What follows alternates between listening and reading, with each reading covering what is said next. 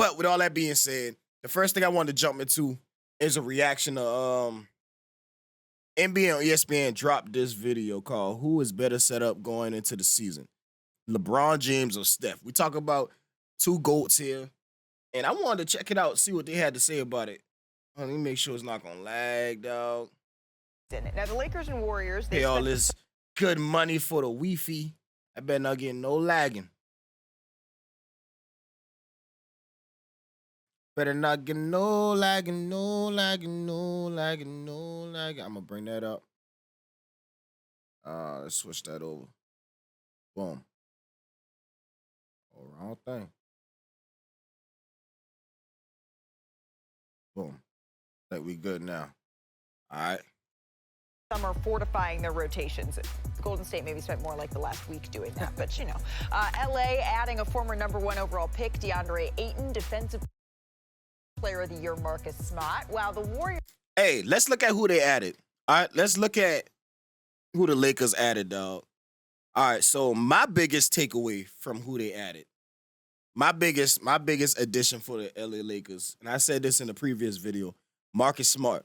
I may be a little biased simply because I am a Boston Celtics fan, so I am a Marcus Smart fan. I did want Marcus Smart to come back and sign with the Celtics. I'm not going to lie about that. I was upset when Brad Stevens didn't go get him. I don't know, why they couldn't get him, but that's who I wanted back in the Celtics uniform.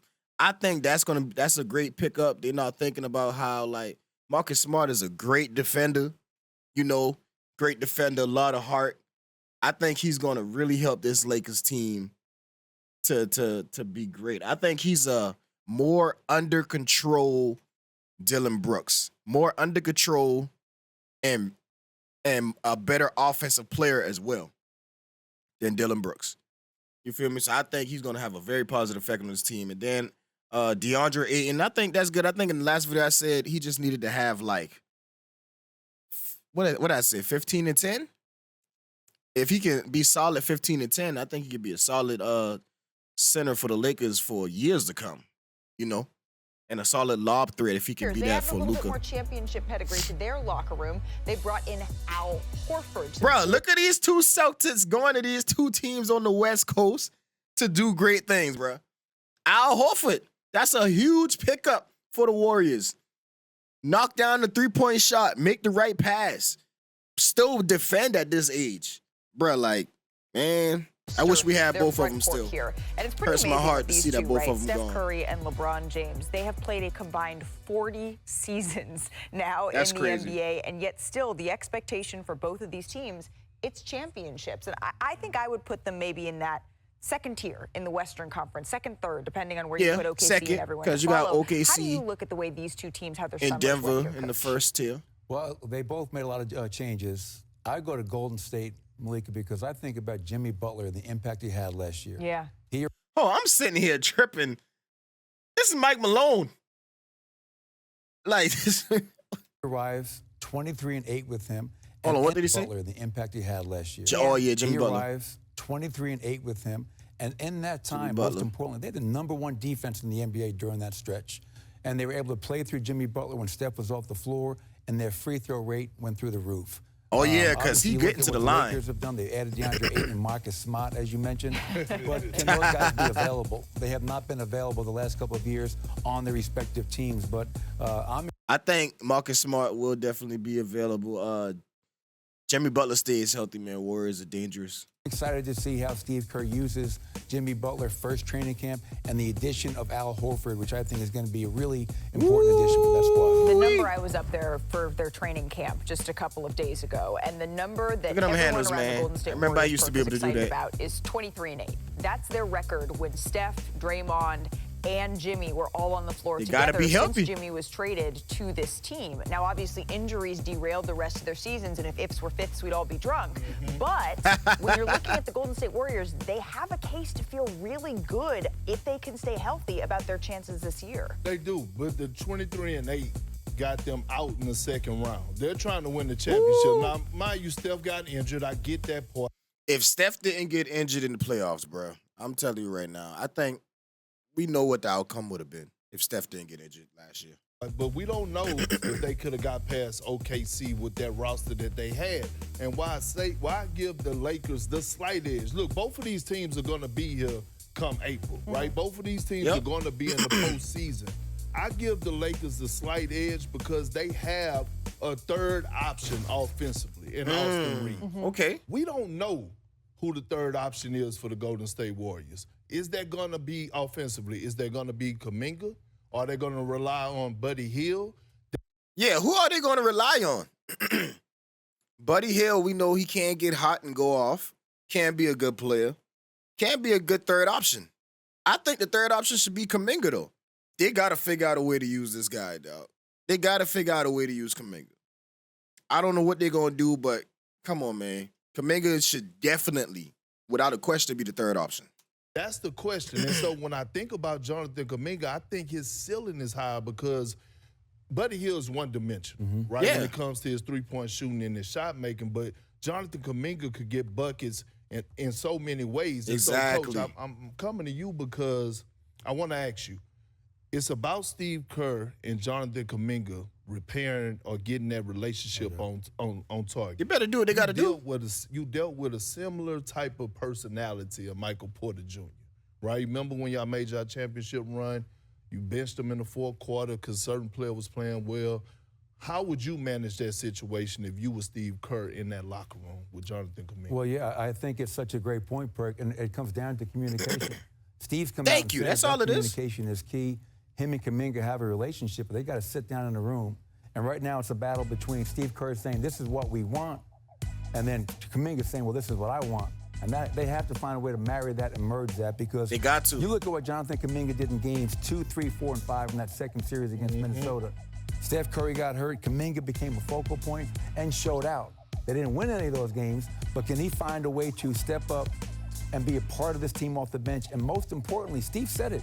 If he defends, he rebounds, and he runs, he's going to play. Right. If he does those things, So he's what's gonna the have a problem? great chance to go out there and help impact. And I feel, as you mentioned with Michael Porter, I think Kuminga closes a lot of games because he's too young, too athletic, and too talented for them not to. Exactly. You need that third option. Every team that didn't win a championship in the last, 5 years, Aaron Gordon was our third option. You know, last year, Chet Holmgren, you got to have that offense. Got to have a solidified third option. I do agree with that. You got to have a solidified third option. You know, my Boston Celtics had like 6 options, but who's counting? Take over a game with the best of them, right? We have certainly seen that. Kuminga, of course, he agreed to this 2-year deal with the Golden State Warriors. How But much all was it again? expectations are this is a contract that is very, very tradable. Everything, though, with the Golden State Warriors, it comes down to Steph Curry beginning his 17th season, miraculously, somehow, in the NBA. So Steph is the all-time leader in three-pointers. Yes. He has scored over 25,000 points in his career, and he's that's the already Warriors penned a rank. resume that makes him the greatest Warrior of all time. He's the Oh, team's of all-time leader course. in points. I don't think assists, nobody really catches threes, Steph as and a steals. Warrior. And Coach, I imagine that the night before you had to coach against Steph Curry, those weren't your most restful evenings, No right? No sleep. That No was sleep. team no sleep, right? You But might the as well one go to division sleep. for You already the know what's Golden gonna State, happen. Even in their championship dynasty years, it was always Playing how you big can man. play, and that's Draymond it. Green, he revolutionized basketball because of their small ball. So this year, they have a little bit of a different look and feel. Why? Well, they've added a proficient three-point shooting big man in Al Horford. Right. Yes, sir. Champion, high character, culture. Steve Kerr talked about it. They haven't had this spacing 1 through 5 in a long time. Good point. And I think what Al's ability to stretch for some the floor, reason, he's shooting Draymond 40% from three stopped being able to last shoot the 3 ball. years in Boston, and a big part of them winning a championship. And I just want to show you a video right here. This is a play that Golden State has ran for years. They're 5-out Let's break it down, They're Coach. gonna play in the post. You have Steph Curry initiating the offense. He's hitting the ball to Quentin post, and they're going to play through Draymond Green. Great facilitator. short 6 corner. assists per game in his career. And now here's the screen. split screen. Steph Curry has been coming off the screen shooting threes his whole career. But now you can see in this play, as he cuts, you can see both defenders are down the floor. And just imagine, this is Yes. Quentin post right here. Yes. Al Horford gonna be averaging 5 threes a game if this is what they're gonna be doing. Oh, they're gonna be scary, man. Yeah, you're right. They got so much attention on Steph. You can't leave the center. Draymond got to stop back knocking down threes. Draymond stop back knocking down threes. Warriors are unstoppable. Malika, but now putting Al Horford, a guy who made over 100 threes last year, the number of wide open shots that he's going to get is going to spread out their offense and make a really tough offensive team that's going to be scary. that much harder. Yeah, especially when you look at the numbers, right, of what this matchup really made in heaven, as the graphic says. Well, it's really interesting. Steve Kerr historically has not been a big pick and roll coach. Yeah. All right, so who y'all think though, man? Tell me who y'all think. Who y'all think gonna got the best chance? LeBron or Steph? Because I'm looking at it right now, man. I like LeBron. I like Marcus Smart. Obviously, we like LeBron and Luka together. They're going to be right there in the mix because of those two.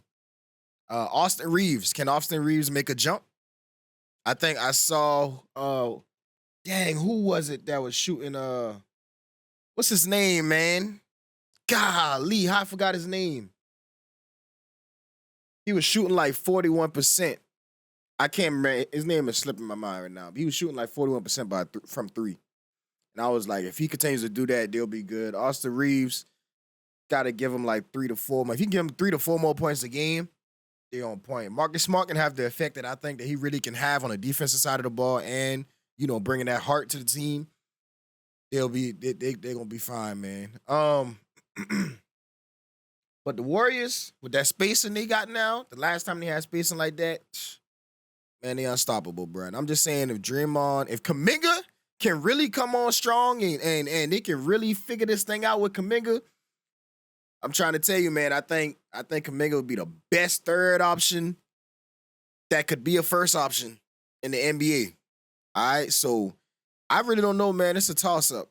It's really a toss-up to me. I got a feeling they may be 4 and 5.